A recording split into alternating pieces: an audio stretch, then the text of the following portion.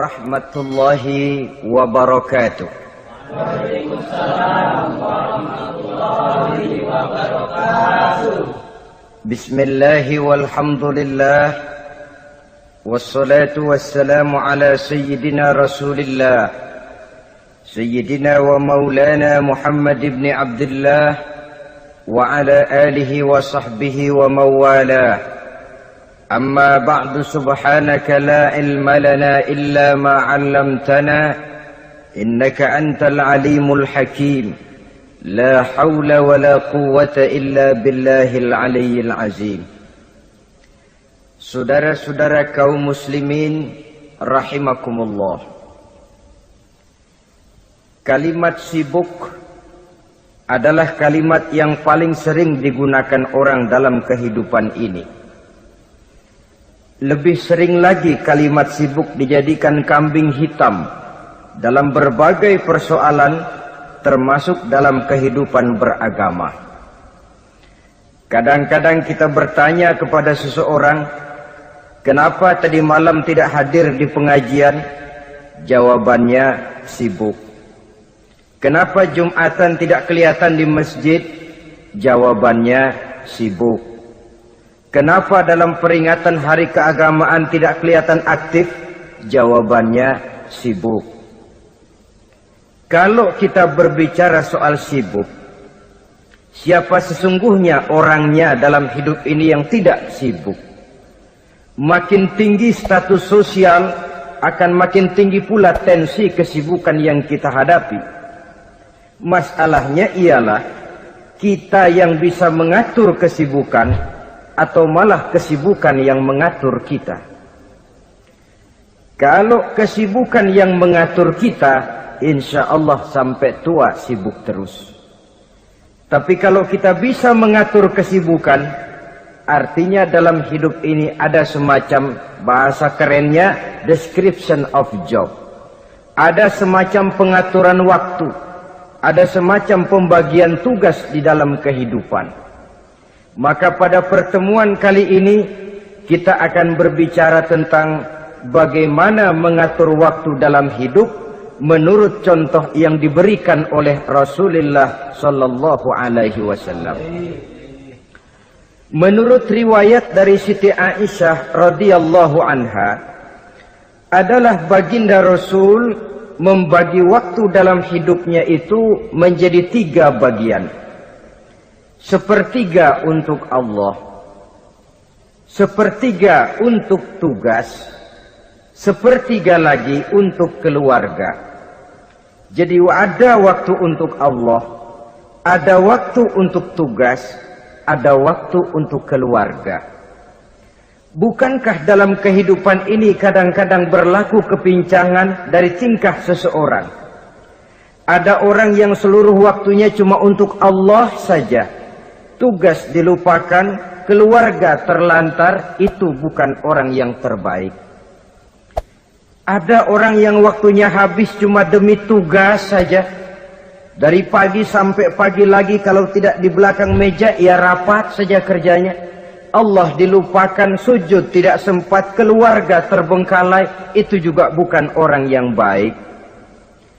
Ada juga orang yang waktunya cuma untuk keluarga, kerjanya ngumpul saja.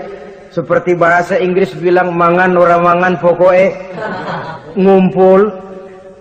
Bermasyarakat tidak sempat, sujud tidak pernah, dengan kehidupan beragama jauh. Ini pun bukan orang yang terbaik. Orang yang baik ialah orang yang pandai mengatur waktu. Itu tadi cara baginda mengatur waktu dalam kehidupannya. Selanjutnya, bagaimana cara beliau mengisi waktu? Apa pengaruhnya dalam pribadi dan perjuangan beliau? Dan apa hubungannya dengan kita? Mari kita lihat lebih jauh. Sepertiga dari waktunya adalah untuk Allah. Artinya untuk beribadah kepada Allah. Bagaimana ibadahnya? Saudara-saudara, satu-satunya manusia yang dalam Al-Quran sudah mendapat jaminan ampun dari seluruh dosa yang pernah dikerjakan cuma Rasulullah orangnya. Quran yang menjanjikan, liyaghfira lakallahu ma taqaddama min dzambika wa ma ta'akhkhar. Wahai Muhammad, dosamu yang dahulu, dosamu yang sekarang, dosamu yang akan datang kalau memang ada, seluruhnya sudah mendapat jaminan ampun dari Allah Subhanahu wa ta'ala. Orang yang nyata-nyata sudah mendapat jaminan ampun dari segala dosa ini, ibadahnya luar biasa. Luar biasa bagaimana? Sejarah menceritakan beliau kalau sholat malam sampai bengkak kakinya karena rajin sujud. Aisyah menceritakan, satu malam selesai sholat isya saya akan tidur. Saya lihat suami saya sedang sholat, maka saya pun tidur. Tengah malam saya terbangun dari tidur, saya lihat suami saya masih sholat juga. Saya tidur lagi. Menjelang sepertiga malam yang akhir saya bangun, saya lihat masih sholat juga. Saya hampiri beliau. Saya tanya setelah sholatnya usai, "Bang," kata Aisyah, "ada apa yang?" Kata baginda Rasul. Sebab beliau itu, jangan senyum kalau saya katakan yang di sini. Sebab beliau itu pandai sekali menyenangi hati istrinya. Panggilan kelihatannya sepele, tapi bisa menghidupkan keharmonisan dalam rumah tangga. Beliau apabila memanggil Siti Aisyah dengan kalimat Humaira, "Ya Humaira," wahai yang pipinya kemerah-merahan. Cantik sekali panggilannya untuk istrinya. Kita kadang-kadang terlalu jujur tapi nyakitin. Mentang-mentang bini hitam kena manggil bini hitam, sini lo. Jujur tapi nyakiti itu. Hadirin yang saya muliakan, baginda menjawab, "Ada apa ya? Abang ini kan dosanya sudah mendapat jaminan ampun dari Allah." "Iya, lalu gimana?" "Ya kalau ibadah jangan terlalu gitu-gitu benar, kenapa sih? Orang sudah dapat jaminan ampun itu kan mestinya tenang, aman. Ini malah seolah-olah beliau orang yang paling banyak mempunyai dosa. Tidak puas melaksanakan hanya sholat yang wajib ditambah dengan yang sunnah-sunnah. Tidak usah gitu-gitu bener lah bang, sudah dapat jaminan ampun ini." Terhadap usul istrinya ini, apa jawab beliau? Sederhana, tapi melambangkan sikap jiwa yang luhur. Beliau menjawab, "Aisyah, afala uhibbu an akuna abdan syakura." Yang, apa saya tidak senang kalau saya ini oleh Allah mendapat gelar abdan syakura, hamba yang pandai bersyukur, hamba yang tahu berterima kasih.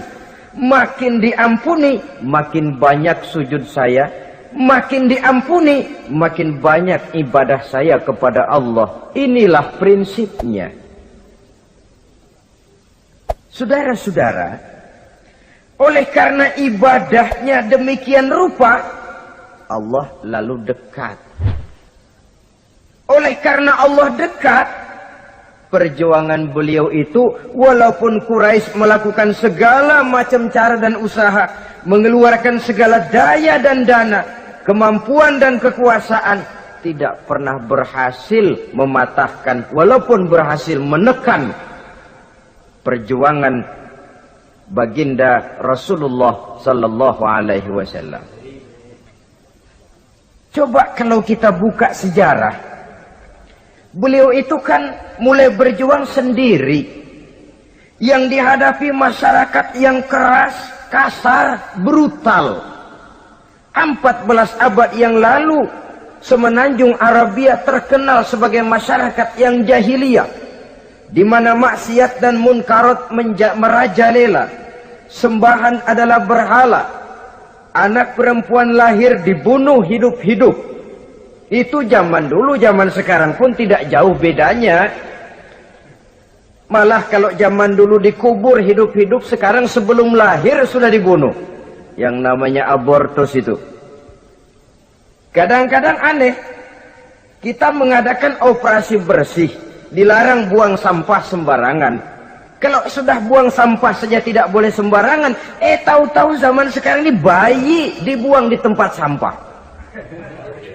Bukan lagi kertas, bukan lagi kardus, bayi dibuang di comberan. Kan lebih sadis sebenarnya dari jahiliyah 14 abad yang lalu. Judi di zaman dulu 14 abad yang lalu merajalela, menyentuh segala lapisan masyarakat. Di zaman sekarang pun judi tidak kurang hebatnya, cuma tentu dengan bahasa yang lain. Apalagi di zaman sekarang orang pandai menghaluskan bahasa, mensamarkan istilah. Judi disebut sumbangan umpamanya, sehingga orang lalu tidak terasa bermain judi, terasanya ikut nyumbang. Itu sekedar istilah yang merangsang orang sebenarnya. Masyarakat yang semacam ini yang dihadapi oleh baginda Rasul. Diangkat jadi Rasul umur 40 tahun lalu mulai berjuang. Mula-mula secara sembunyi dakwahnya itu. Dari pintu ke pintu, dari rumah ke rumah, dari orang ke orang. Hasilnya 3 tahun gerilya berdakwah dapat pengikut tidak lebih 11 orang. Sudah tidak digaji, tidak dapat beras, hidup pun miskin. 3 tahun dakwah dapat pengikut 11 orang. Ustadz mana zaman sekarang yang masih mau ngajar? Kalau 3 tahun buka pengajian yang ngaji cuma 11, bubar. Kiai mana yang masih mau buka pondok kalau 3 tahun buka pesantren santrinya cuma 11? Pemimpin mana yang masih mau kampanye kalau 3 tahun kampanye dapat pemilih cuma 11? Bangkrut. Tapi tidak dengan Rasul. 3 tahun berlalu turun perintah fasda bima tu'mar. Tidak usah berdakwah secara sembunyi Muhammad, sampaikan saja Islam secara terbuka. Mulailah beliau berdakwah secara terbuka, terang-terangan. Mula-mula Quraisy dikumpulkan dekat Ka'bah. Kumpullah Abu Jahal, Abu Lahab, Abu Sufyan dan gembong-gembong Quraisy. Di sana buat pertama kali secara terbuka baginda Rasul pidato. Tuan-tuan Quraisy, apakah tuan-tuan percaya kepada saya? Percaya. Kenapa? Karena Anda Muhammad sejak kecil belum pernah bohong. Baik. Jikalau memang tuan-tuan percaya kepada saya, maka mulai hari ini saya serukan kepada tuan-tuan, ankizu anfusakum minan nar. Jaga, pelihara, lindungi dan selamatkan diri tuan dari neraka. Tinggalkan segala macam berhala, jauhi Latta, Uzza, Manat dan Hubal. Sembah Allah Tuhan yang Esa, yang lam yalid walam yulad, yang tidak beranak dan tidak diperanakan. Ini dakwah pertama yang beliau sampaikan. Selesai beliau pidato, Abu Lahab interupsi, angkat tangan. Muhammad, ada apa paman? Alihaza jama'tana, cuma untuk dengar ocehan kayak begini kami dikumpulkan di sini. Tabban laka ya Muhammad. Kalau bahasa kasarnya mau mampus kamu Muhammad. Nabi tidak jawab, Allah yang jawab. Tabbat yada abi lahabi wa tab, ma aghna anhu maluhu wa ma kasab. Bukan Muhammad yang celaka, Abu Lahab lah yang kelak akan menemui kecelakaan. Dakwah terus berlangsung. Ketika dakwah secara terbuka sudah dimulai, hambatan dan tantangan mulai datang. Sejak dari teror mental sampai kepada teror fisik. Dan puncaknya terjadi pada saat beliau berumur 53 tahun. Di mana Quraisy mengadakan rapat di satu rumah yang disebut Darul Arqam. Kumpullah di situ dedengkot Quraisy. Siapa lagi kalau bukan Abu Jahal, Abu Lahab. Mereka rapat pleno lengkap. Setelah rapat dibuka, kata Abu Lahab kepada Abu Jahal, "Jahal, bagaimana ini Muhammad?" "Iya, bagaimana? Apalagi yang belum kita lakukan," kata Abu Jahal. "Kita fitnah sudah, kita caci maki tiap hari, kita lontari kotoran onta, sahabat-sahabatnya kita bantai, tapi mereka tetap tegar." "Iya," kata Abu Jahal, "dan sekarang ini sahabatnya sebagian berangsur-angsur sudah hijrah ke Madinah.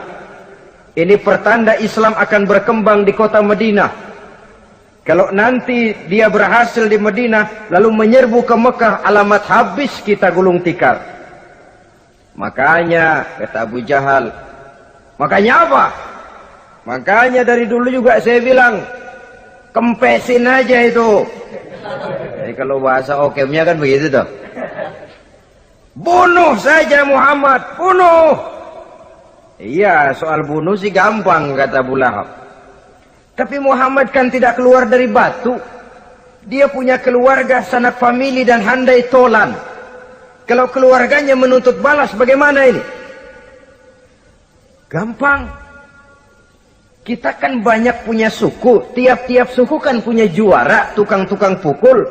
Sewa saja. Tiap suku ambil tukang pukulnya. Kita kepung rumah Muhammad, bunuh sama-sama. Kalau keluarganya akan menuntut balas, dia akan berhadapan dengan seluruh suku yang ada di semenanjung Arabia ini. Bagaimana, setuju?" "Setuju." "Nah, udah. Kapan kita bunuh Muhammad?"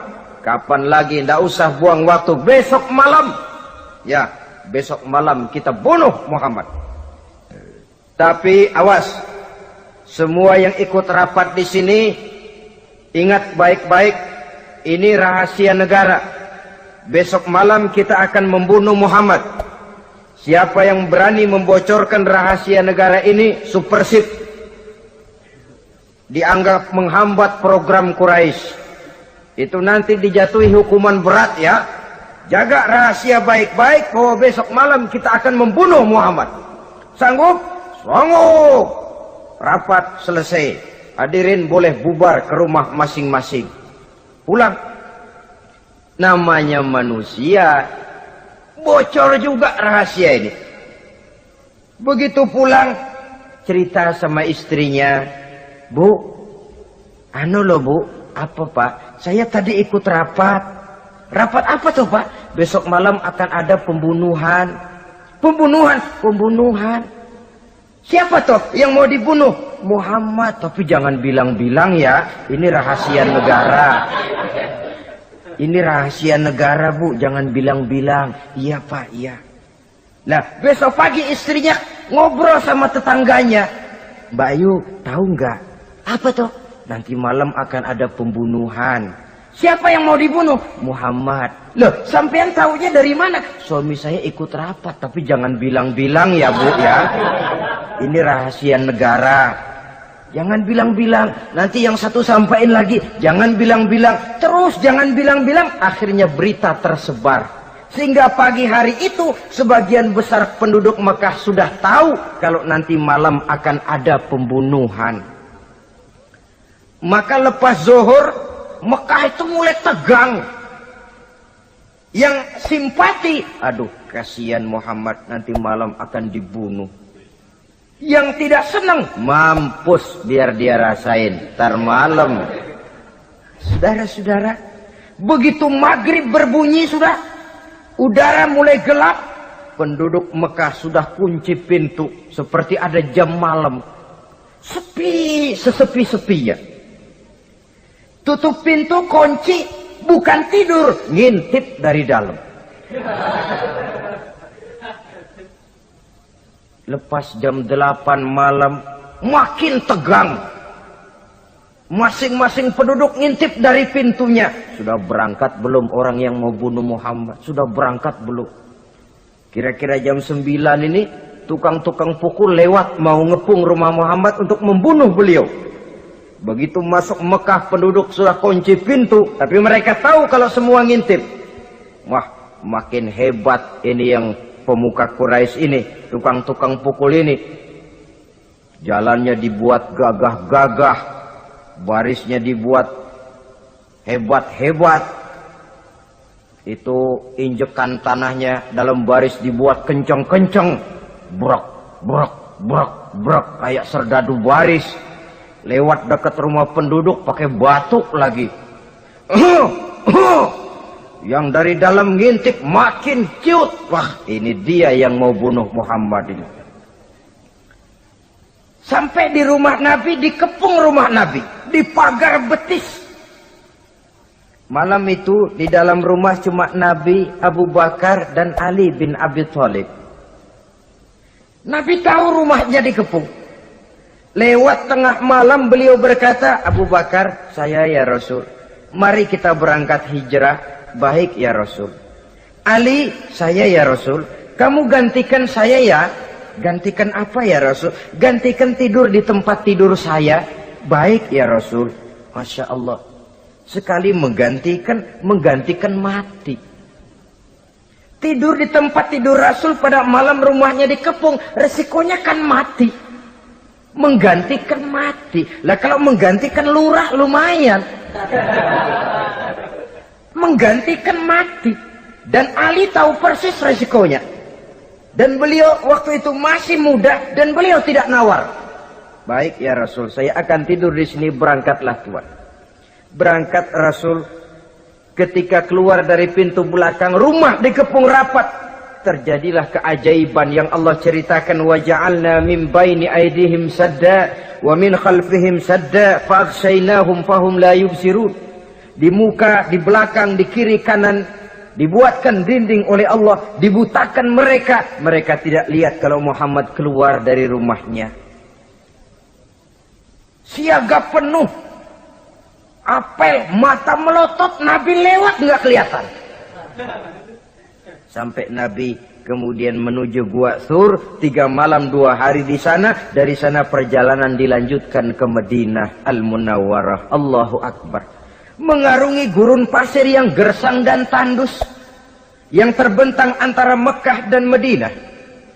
Meninggalkan kampung halaman tempat di mana dilahirkan dan dibesarkan. Keluarga yang berbeda akidah terpaksa berpisah. Kok kuat? Kok bisa? Kok sanggup? Di mana rahasia kekuatannya? Beliau punya sandaran vertikal. Ibadahnya kepada Allah. Dengan bahasa kita sekarang, beliau punya backing. Backingnya tidak kepalang tanggung, yang serba maha. Maka saya mengajak kepada seluruh kaum muslimin, di zaman sekarang kan orang lagi main backing-backingan. Ya. Nah, siapa yang punya backing punya jalu. Saya cuma mengajak, kalau mau cari backing jangan kepalang tanggung. Carilah backing yang serba maha. Maha gagah, maha tahu, maha adil, maha bijaksana, maha segala-galanya. Dan dialah Allah Subhanahu wa ta'ala. Saudara punya backing kolonel, tanggung. Nanti dia pensiun habis. Yang kolonel saja tanggung, apalagi yang kopral. Kalau mau cari backing, carilah backing yang serba maha, Allah Azza wa Jalla. Caranya tentu dekat kepadanya. Untuk dekat kepadanya melalui jalur yang sudah diatur olehnya, melalui Rasulullah Sallallahu Alaihi Wasallam, yaitu solat, ibadah. Makin tinggi nilai ibadah, makin dekat kita dengannya. Makin dekat dengannya, makin banyak fasilitas yang akan diberikan untuk kita. Saudara pegawai negeri ingin cepat naik golongan, itu caranya 2. Pertama, jam kantor disiplin. Jam 7 masuk. Jam 3 pulang. Kalau belum jam pulang, jangan pulang. Yang kedua, tambahan di luar jam kantor, sering-sering datang ke rumah kepala bagian. Apa malam minggu, apa hari minggu, apa bawa jeruk, apa pisang Ambon, kan begitu toh. Ini nanti kan kepala bagian kan nilai. Karyawan saya yang satu ini jam kantornya disiplin. Tambahan dia sering datang hari Minggu di luar jam kantor bawa jeruk lagi. Ini mestinya belum naik lah, gue naikin dulu ke atas. Naik saudara-saudara. Yang saya maksud apa? Itu zuhur, asar, maghrib, isya, subuh, jam kerja resmi itu. Jam kantor. Lah, ada kunjungan di luar jam kantor. Yang namanya tahajud, yang namanya hajat, yang namanya duha. Nanti kan Allah lihat, ini hambaku yang satu ini jam kantornya betul. Zuhur, asar, maghrib, isya, subuhnya tepat. Tambahan di luar jam kantor, dia sering menghadap kepadaku. Nah, hambaku ini aku angkat kau maqamam mahmuda ke satu tempat yang terpuji. Kalau Allah yang ngangkat, satu negara orang mau rendahkan kita, kita akan tetap tinggi. Kalau Allah mau rendahkan, satu negara mau angkat kita, kalau memang dasar mesti nyungsap ke bawah. Inilah perlunya sandaran vertikal. Inilah perlunya kita mempunyai backing hanya kepada Allah. Pada waktunya orang akan sampai ke titik jenuh. Dalam kesunyian orang sering mempertanyakan eksistensi diri. Mulai mempertanyakan hakikat keberadaannya. Di tengah kesibukan bisnisnya. Di tengah kesibukan kerja dari rapat ke rapat, dari kantor ke kantor, dari tender ke tender. Orang akan sampai kepada titik jenuh. Dikala itu dia memerlukan ketenangan. Dikala itu dia memerlukan kedamaian. Dikala itu dia mencari eksistensi diri. Sebenarnya hidup ini mau apa sih? Cuma sekedar menjalani hal-hal yang rutin saja. Pergi pagi, pulang sore, peras keringat, banting tulang. Atau ada tujuan yang lebih luhur daripada sekedar ini. Dikala itulah dia mulai mencari jalur untuk mendekatkan diri kepada Sang Pencipta. Dan tidak bisa ingin dekat dengan Allah, saudara, pakai aturan sendiri. Ingin dekat dengan gubernur harus ikut aturan yang ditetapkan oleh protokolnya gubernur. Ingin dekat dengan presiden, ya ikut jalur yang sudah disusun oleh protokolnya presiden. Ingin dekat dengan Allah, ya ikut jalur yang sudah diatur oleh Allah melalui Rasulnya. Apa itu? Ya diantaranya sholat, puasa, dan ketentuan-ketentuan ibadah yang lain. Tidak bisa dengan prinsip, yang penting kan hati baik, berjiwa bersih, akhlak luhur. Tidak usah sholat kalau hati baik sudah dekat dengan Allah. Oh, alangkah enaknya kalau begitu. Kalau dengan itu bisa dekat dengan Allah, rasanya Nabi Muhammad yang paling dulu berhenti sembahyang. Kenapa? Beliau orang yang hatinya paling baik. Beliau orang yang budinya paling luhur. Kalau budi luhur dan hati baik sudah menjamin untuk dekat dengan Allah, Nabi dulu berhenti sholat. Nyatanya tidak. Beliau orang yang berbudi luhur, berakhlak baik, entoh ibadahnya demikian rupa. Dan beliau adalah standar untuk kita jadikan contoh dalam mengamalkan ajaran-ajaran agama di kehidupan kita ini. Saudara, itu tadi sepertiga waktu beliau untuk ibadah, untuk Allah. Sepertiga yang kedua dari waktu beliau adalah untuk tugas. Dalam hal ini, sebagai seorang Rasul, menyampaikan risalah Islam berhadapan dengan umat. Yang jadi soal ialah, apa modal utama beliau di dalam melaksanakan tugas? Dan ini nanti sebagai cerminan buat kita. Modal utamanya pertama adalah keteladanan, dan yang kedua adalah akhlak. Sekarang ini kita hampir nyaris mengalami berbagai macam krisis. Yang paling santer kita dengar adalah krisis wibawa. Ada pak guru dicegat muridnya di jalanan, dipukulin karena nggak naik kelas katanya. Nampaknya guru nggak lagi berwibawa. Di satu pihak mungkin karena si guru tidak bisa digugu dan ditiru. Di lain pihak juga murid tidak lagi mengenal arti rasa hormat kepada pak guru. Nah, kenapa krisis wibawa timbul? Karena tidak ada keteladanan. Adapun Rasul, wibawa beliau timbul di tengah umat karena keteladanan ini. Apapun yang beliau ajarkan kepada umat, beliau adalah pelaksana pertama. Dengan kata lain, satunya kata dan perbuatan. Ini yang sangat diperlukan di zaman kita sekarang. Bukan cuma sekedar simposium, muktamar, kongres, rapat besar dengan keputusan bertumpuk-tumpuk kertas di atas meja, tetapi tidak pernah terrealisir dalam kehidupan. Yang kita perlukan adalah satunya kata dan perbuatan. Bahwa kalau itu yang diucapkan, itu yang diterapkan. Kalau itu yang diteorikan, itu yang dikerjakan. Keteladanan. Yang kedua, rahasia sukses beliau dalam melaksanakan tugas berhadapan dengan umat, akhlak. Beliau tidak menyampaikan Islam ini dengan kekerasan, tidak juga dengan bujuk rayu harta, tidak pula dengan menakut-nakuti orang. Belum pernah kita baca dalam sejarah beliau teriak-teriak, awas yang tidak masuk Islam dipecat jadi orang Arab. Tidak. Atau dengan bujuk rayu, ayo siapa masuk Islam supermi 2 bungkus. Tidak. Sebab kebenaran tidak bisa dipupuk dengan materi. Kebenaran adalah soal keyakinan, dan keyakinan adalah soal batin. Orang yang beragama karena tertarik kepada supermi, orang yang beragama karena tertarik kepada pakaian, kepada obat-obatan, nilai imannya dipupuk dengan materi. Dan usaha seperti itu sama saja dengan menegakkan benang basah. Dia percaya kepada sesuatu yang dia tidak mengerti. Dia yakin kepada sesuatu yang dia tidak tahu apa bentuk yang dia yakini itu. Alangkah malang dan kasihannya orang yang beragama seperti ini. Tidak demikian dengan Rasul. Islam ini adalah satu keyakinan.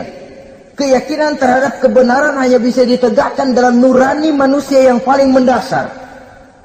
Karena itu dia tidak bisa dipaksakan. Dan itu pula sebabnya Quran punya prinsip la ikraha fid din. Tidak ada paksaan dalam beragama. Mau Islam silahkan, tidak mau Islam silahkan. Allah tidak memaksa. Tapi ayat ini jangan disalah pakai. Tidak pernah sholat, ditanya orang, kamu kan Islam kok tidak sholat? La ikraha fid din dong. Salah pakai. Yang tidak ada paksaan dalam beragama itu untuk orang di luar Islam. Kepada tuan-tuan di luar Islam, la ikraha fid din, tidak ada paksaan masuk Islam. Tapi kalau sudah masuk ke dalam Islam, maka berlaku peraturan Islam. Contohnya begini saja, tidak ada paksaan masuk ke rumah saya. Itu toh.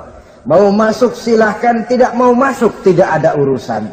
Tapi sekali saudara masuk ke rumah saya, saudara harus ikut tata tertib yang ada di dalam rumah saya. Kira-kira beragama itu begitu. Tidak ada paksaan masuk Islam. Tapi sekali saudara masuk Islam, maka berlaku peraturan Islam untuk kehidupan saudara. Jadi la ikraha fid din ini buat orang di luar garis. Allah tidak maksa-maksa orang mau masuk Islam, mau tidak. Silahkan saja. Tapi ketika orang mendapat hidayah, masuk ke dalam Islam, peraturan Islam berlaku dalam kehidupannya. Saudara hadirin, kaum muslimin rahimakumullah. Akhlak. Mari kita lihat lebih jauh bagaimana sih akhlak beliau yang mulia itu. Allahu Akbar. Kalau orang berakhlak kepada teman, itu sih biasa. Tapi berakhlak kepada musuh, ini yang luar biasa. Ini yang agaknya Allah saja memuji beliau. Wa innaka la'ala khuluqin azim. Engkau Muhammad benar-benar berada di atas budi pekerti yang luhur dan terpuji. Kalau saya baik kepada orang yang memang baik kepada saya, logis toh. Wajar, memang harusnya. Tapi berbuat baik kepada orang yang jahat terhadap saya, ini yang tidak setiap orang bisa. Nah, sebab itu saya tidak ingin menceritakan akhlak beliau kepada sahabat, namanya juga kepada sahabat. Saya akan kutip beberapa riwayat yang menceritakan bagaimana akhlak beliau kepada orang yang nyata-nyata memusuhinya. Berbagai riwayat menceritakan bagaimana beliau ketika di Taif dilontari orang dengan batu, yang melontari beliau malah mendapat doa, Allahumma hdi qaumi fa innahum la ya'lamun. Ya Allah, berikan hidayah, berikan petunjuk kepada mereka yang melontari saya dengan batu, karena mereka tidak tahu. Kalau saja mereka tahu, mereka tidak akan melontari saya dengan batu. Ya Allah, berikan hidayah kepada mereka. Padahal ketika itu malaikat Jibril menawarkan jasa, Muhammad, kalau kamu mau orang yang melontari kau dengan batu itu hancur, saat ini juga saya angkat Jabal Uhud, saya timpakan mereka biar mati semua. Mau Muhammad? Jangan Jibril, mereka tidak tahu. Kalau saja mereka tahu, mereka tidak akan melontari saya dengan batu. Lebih baik doakan mereka supaya mendapat hidayah dari Allah. Dalam kondisi kepepet, dilontari dengan batu, malaikat Jibril datang menawarkan jasa. Beliau lebih memilih mendoakan orang yang berbuat jahat itu. Ya Allah, bukan main. Umumnya kita kan kalau lagi kepepet ada yang nolongin, girang bener. Andai kata kita yang jadi nabi disambitin orang, datang malaikat Jibril nawarin, bagaimana sikat? Abisin aja dah.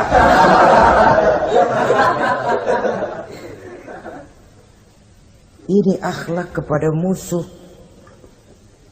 Ketika beliau selesai sholat zuhur, istirahat rebah-rebah, tidur-tiduran di bawah pohon kurma, datang orang kafir yang bernama Daksur yang sudah lama mengintip-ngintip, mencabut dan menghunus pedang. Muhammad, kalau ini saat saya tebas batang lehermu, siapa yang akan menolong engkau? Tidak ada. Yang akan menolong saya Daksur? Iya, Allah yang akan menolong saya. Mendengar Allah, Daksur gemetar, keringat dingin bercucuran, pedang jatuh ke bawah, diambil oleh Rasul pedangnya, dibalikan ke leher Daksur. Kalau sekarang saya yang tebas batang lehermu Daksur, siapa yang akan menolong kamu? Tidak ada ya Rasul, kecuali kalau kau mau memaafkan saya. Baik, ambillah kembali pedangmu, kau saya maafkan, dan jangan ulangi lagi perbuatan semacam ini. Lain saat beliau sedang tawaf, diikuti oleh seorang Quraisy kafir. Sambil tawaf, ini kafir Quraisy sudah bawa pisau. Dia pikir nanti di satu sudut yang agak gelap saya tikam Muhammad dari belakang, saya bunuh dia. Jadi kafir ini pura-pura ikut tawaf. Jahatnya orang kafir itu kan begitu, tawaf ya ikut pura-pura tawaf, ada kesempatan sikat dari belakang. Putaran pertama belum ada kesempatan, putaran kedua makin tegang. Pokoknya begitu tempat agak gelap, cabut pisau, hantam saja sudah Muhammad, biar mati sekali di sini. Dan Nabi tahu, oh ini asisten pribadi malaikat Jibril ngasih tahu tuh. Jadi malaikat Jibril memberitahu, awas Muhammad, itu di belakangmu orang cuma pura-pura tawaf. Dia bawa pisau mau bunuh kamu, hati-hati Muhammad, Roger ganti gitu.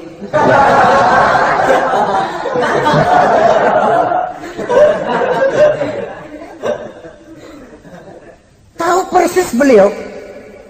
Sampai di satu sudut yang gelap, si kafir ini mencabut pisau.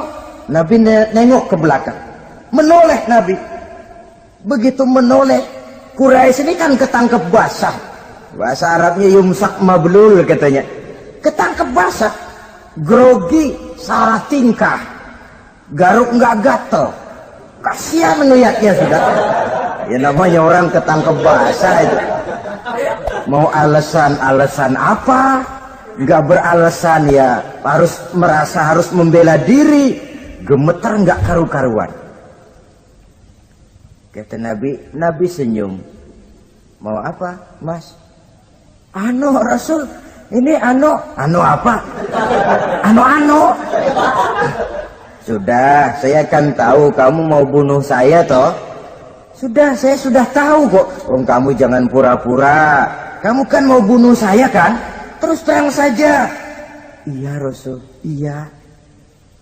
Sekarang gimana? Enggak berani Rasul. Minta maaf saja. Ya kalau sudah kamu minta maaf begitu, sudah kamu pulang sana. Jangan diulangi lagi ya. Begitu mudah beliau memaafkan orang yang nyata-nyata mau menghabisi nyawanya. Sepanjang itu belum terwujud. Sepanjang itu belum terbentuk dalam artian real. Sangat mudah beliau memaafkan orang. Saudara hadirin kaum muslimin rahimakumullah. Pemaaf, lapang dada, toleransi, menghargai pendapat para sahabatnya. Ini sederetan dari akhlak yang terpuji. Sehingga karena keluhuran akhlak inilah yang menyebabkan orang tertarik masuk ke dalam Islam. Beliau berprinsip apa? Basiru wala tunaffiru, yasiru wala tu'assiru. Gembirakan orang, jangan ditakut-takuti. Mudahkan persoalan orang, jangan dibikin sulit. Ini kan satu prinsip yang sangat baik dalam melaksanakan dakwah, dalam menyampaikan misi. Apapun tugas kita di masyarakat, sebagai pegawai pemerintahan, pejabat negara, pedagang, pengusaha, seniman, ustadz, mubaligh, kiai, ulama, dalam berbagai profesi, modal utama untuk sukses adalah akhlak. Sebab hati kita yang tahu cuma Allah. Orang lihat penampilan kita. Orang lihat muka kita. Sebab itu Nabi katakan, innakum la tas'una an-nasa bi amwalikum walakin yas'uhum minhum bastul wajhi wa husnul khuluqi. Kamu tidak akan bisa menarik simpati orang banyak dengan hartamu, tapi bisa kau tarik simpati orang banyak dengan akhlak yang baik dan muka yang senyum, muka yang enak dilihat. Orang kadang sering bilang, dia mah biar mukanya begitu hatinya baik. Iya, soal hati kita nggak tahu. Yang kita lihat pertama muka. Bagaimana gue mau ikut dia, mukanya kayak batu kuburan. Kesan serem pertama itu kan sudah ada. Walaupun kadang-kadang hati memang baik, tapi hati itu kan urusan Allah. Yang kita lihat pertama muka. Ini barangkali nanti termasuk teori dalam psychology of salesman ya. Bahwa sesuatu yang baik kalau dihidangkan dengan cara yang tidak baik, orang tidak akan tertarik.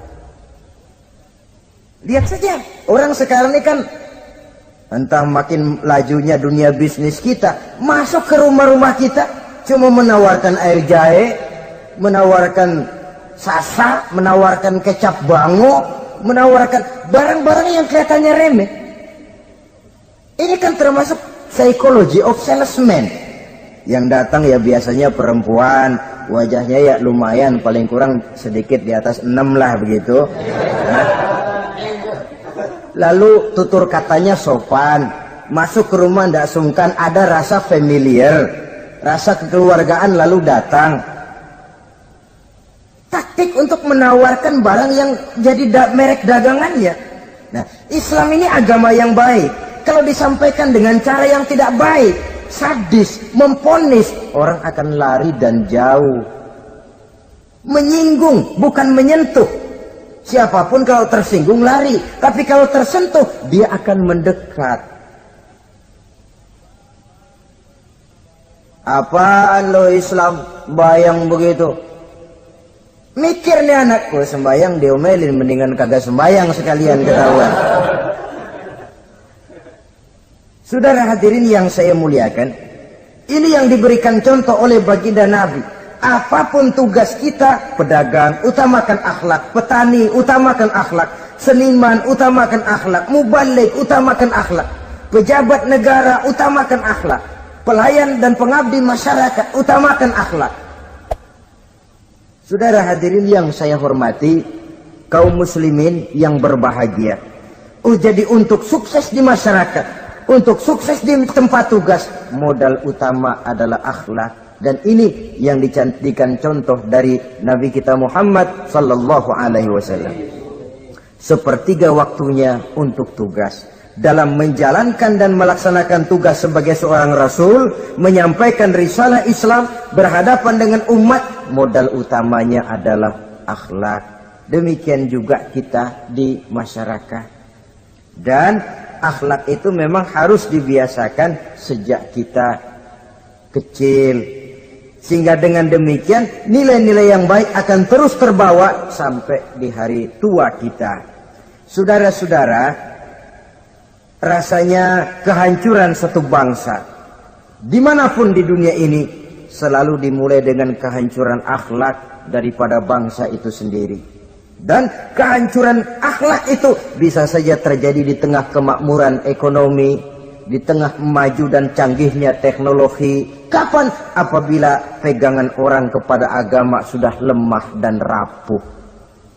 Kita tengok di negara-negara di sebelah barat kita, kemajuan teknologi yang tidak diimbangi dengan kuatnya pegangan orang kepada agama telah melahirkan budaya-budaya yang merendahkan martabat manusia. Lahirlah kebudayaan hipis, lahirlah kebudayaan nudis, hidup serba bosan dengan ini dan itu karena segalanya sudah dimiliki. Rumah mentereng, jumlah kendaraan sejumlah keluarga, kapal pesiar di laut mewah, pesawat udara punya, setelah ini punya, ini ada, semua ada, titik jenuh sampai. Mau apa semua ini? Akhirnya ingin hidup apa adanya, tidur di goa-goa, tidur di kaki-kaki gunung, tidur di hutan belantara, pakaian kumel. Itu hipis-hipis yang datang kemari, yang pakaiannya kumuh, tambelan, lepis belel. Padahal di kantongnya cek, travel cek, dolar. Lain hipis kita, emang benar-benar gembel.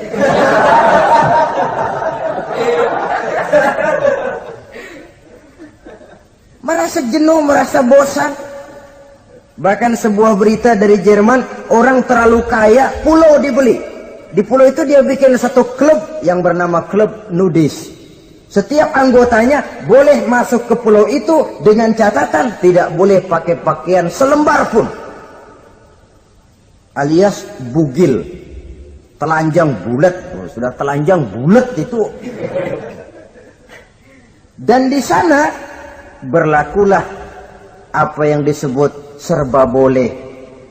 Jadi kalau di sana ke sana saudara bawa istri, masuk anggota, ya silahkan saja. Istilah tukar pakai, simpan pinjam, bisa-bisa saja. Asal suka sama suka. Asal perbuatan yang dianggap tidak merugikan orang lain, suka sama suka, sudah tidak bisa dituntut oleh norma yang berlaku. Ya. Itulah sebabnya kita sering prihatin bahwa kemajuan sering membawa pergeseran nilai. Apabila kita tidak bisa menghindarkan diri dari proses pergeseran nilai, setidaknya kan kita bisa menjaga diri jangan sampai hanyut oleh nilai-nilai yang negatif. Akhlak, baik sebagai muslim, baik sebagai bangsa Indonesia yang berkepribadian luhur, itu merupakan cerminan kita. Saya prihatin, belum lama diselenggarakan kontes bibir terindah. Kontes bibir terindah itu kira-kira apa manfaatnya? Apa yang jadi ukuran? Dan bukankah bibir karunia Tuhan? Ya kalau yang bibirnya mungil bisa ikut kontes lah, kalau yang jebleh gitu.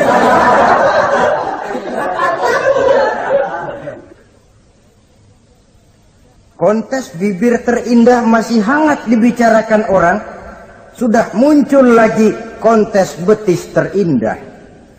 Nah kalau sudah bicara soal betis ini, kan yang terbayang oleh kita kira-kira ukurannya apa? Yang diukur itu apanya ya? Ya tentu betisnya itu. Lah paling celaka kalau betis-betis yang ikut itu nanti jadi milik panitia semua kan.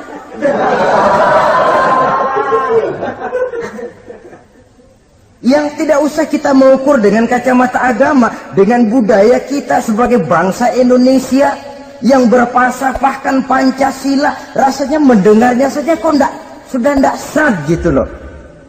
Tidak pas untuk ukuran kita sebagai bangsa yang berfalsafahkan Pancasila.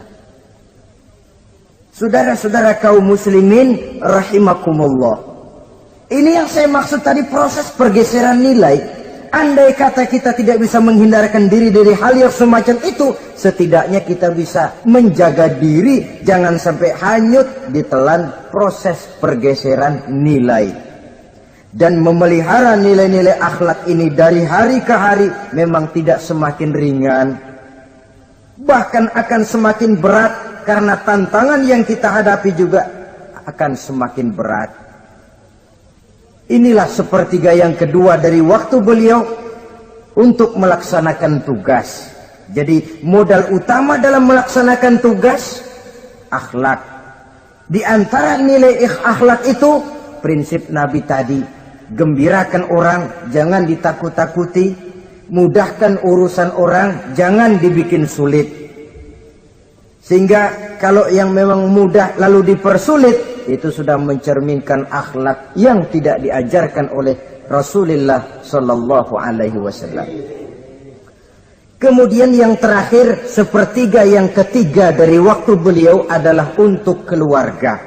Jadi tadi ada waktu untuk Allah, ibadah, ada waktu untuk tugas, dan yang ketiga ada waktu untuk keluarga. Bagaimana Rasul di tengah keluarganya? Anas bin Malik bercerita, saya 11 tahun membantu di rumah tangga Rasul. 11 tahun itu kan artinya 11 kali 360 hari kali 24 jam. Bukan waktu yang sebentar itu. Selama 11 tahun saya membantu di rumah tangga Rasul, kata Anas, belum pernah saya dengar kata-kata kasar, keras, membentak. 11 tahun saya membantu di rumah tangga beliau, belum pernah saya lihat ada piring terbang, ada bakyak melayang. Artinya apa? Cerminan dari ketentraman, keayeman, kedamaian rumah tangga beliau. Padahal rumah tangganya kecil. Istrinya lebih dari satu, tapi aman, tentram, rukun. Kita kadang-kadang istri satu seminggu 7 hari, perang 6 hari. Cuma 1 hari gencatan senjata. Sudah hadirin, saudara kaum muslimin rahimakumullah. Kalau beliau tidak menyenangi satu masakan, misalnya masakan istrinya, tidak mencah-mencah, cuma kelihatan dari makannya barangkali tidak begitu banyak, tapi tidak pernah mencela apapun yang dimasak istrinya. Senang ya dimakan, tidak senang ya dimakan karena menghargai lelah jerih payahnya istri. Ini kelihatannya sepele, tapi dari sini keharmonisan rumah tangga itu bisa saja timbul. Bukankah seseorang hanya bisa sukses di tempat tugas? Jadi apapun dia, kalau berangkat dari ketentraman dan ketenangan di rumah tangga. Dan tidak ada orang bisa meraih sukses kalau dia berangkat dari rumah tangga yang berantakan. Itulah sebabnya ini sangat diperhatikan oleh baginda Rasul. Dari rumah yang kecil, dari tempat tidur yang sederhana, yang sebelah itu kain kasar, sebelah dipakai untuk tidur, sebelah dipakai untuk selimut. Jadi kasur merangkap selimut. Allahu Akbar. Tapi dari rumah tangga yang semacam itu keluar ucapan baiti jannati, rumah tanggaku laksana surga bagiku. Di mana sih rahasianya? Karena rumah tangga beliau didirikan di atas ajaran agama. Agama membuat suami istri tahu hak dan tahu kewajiban. Kalau kewajiban dilaksanakan, hak diberikan, akan timbul saling pengertian. Apabila ada pengertian, akan timbul ketenangan, dan ketenangan adalah tangga utama untuk mencapai rumah tangga bahagia. Apalah artinya? Seperti banyak istilah orang, rumah bertingkat, uang banyak berlipat-lipat, kendaraan serba mengkilat. istri pun cantik memikat, kadang-kadang jumlahnya 4. Tapi tiap hari kiamat, tidak pernah ada ketenangan dan kedamaian di rumah itu. Saudara hadirin, lebih celaka lagi sudah rumah gubuk berantem melulu. Sudah kiamat itu, sudah kiamat. Jadi dengan adanya pelaksanaan kewajiban, pemberian hak, timbul pengertian. Pengertian membawa ketenangan. Suami keluar rumah, istri tenang di rumah. Suami meninggalkan istri pun hatinya tenang dan tentram, tidak was-was, tidak berpikiran nanti kalau saya lembur ini istri ngompreng, tidak. Si istri pun lega melepas suami karena ada keterbukaan. Ini kan menurut angket terakhir loh ya, yang diadakan oleh beberapa majalah di ibu kota ini. Di ibu kota katanya, dari sejumlah laki-laki yang disebarkan angket, ternyata jika ada 3 laki-laki, 2 nyeleweng. Jadi angka penyelewengan itu 2/3 dari jumlah laki-laki itu menyeleweng katanya. Ya mudah-mudahan yang kumpul di sini termasuk 1/3 yang nggak nyeleweng itulah.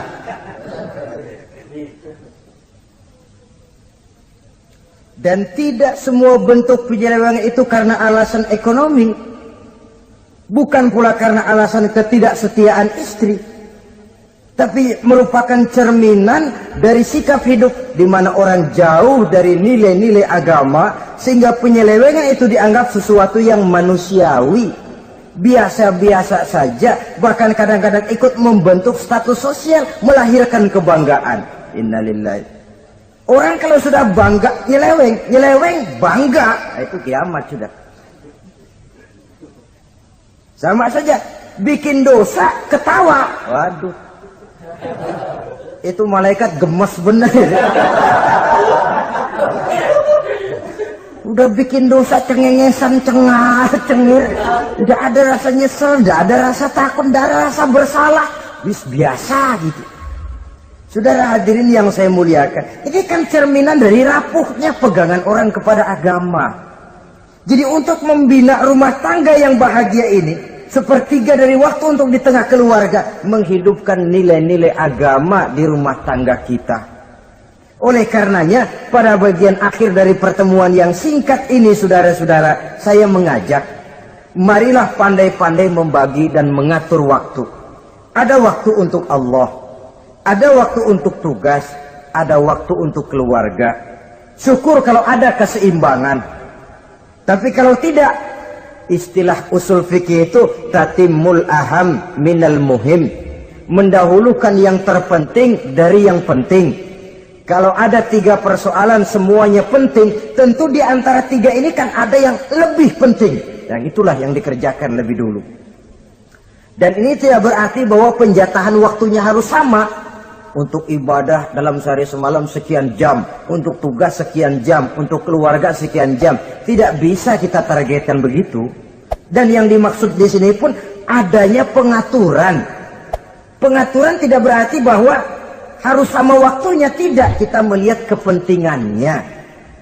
Saudara hadirin, sama saja di zaman sekarang, kalau dengan pembangunan kita ingin menciptakan pemerataan di kalangan rakyat, itu tidak berarti bahwa rakyat Indonesia ini standar ekonominya harus sama semua, seperti yang dicita-citakan komunis. Tidak bisa. Menciptakan pemerataan artinya, kalau yang kaya bisa semakin kaya, kenapa yang miskin tidak bisa naik jadi sedikit kaya? Dan artinya menciptakan kesempatan kepada setiap penduduk Indonesia untuk merubah tahap dan taraf kehidupannya. Demikian juga adanya pengaturan waktu. Bukan berarti untuk Allah sekian jam, keluarga sekian jam, tugas sekian jam. Sebab jam-jam ini sulit kita jatahkan. Kadang-kadang tugas, kadang-kadang keluarga, kadang-kadang ibadah kita sedang gandrung. Yang penting ada keseimbangan dalam cara kita mengatur waktu itu. Nah, saudara-saudara, demikianlah pertemuan dan pembicaraan kita kali ini. Terima kasih atas segala perhatian. Mohon maaf atas segala kekurangan. Usikum wa nafsi bitaqwallah. Wassalamualaikum warahmatullahi wabarakatuh. Waalaikumsalam warahmatullahi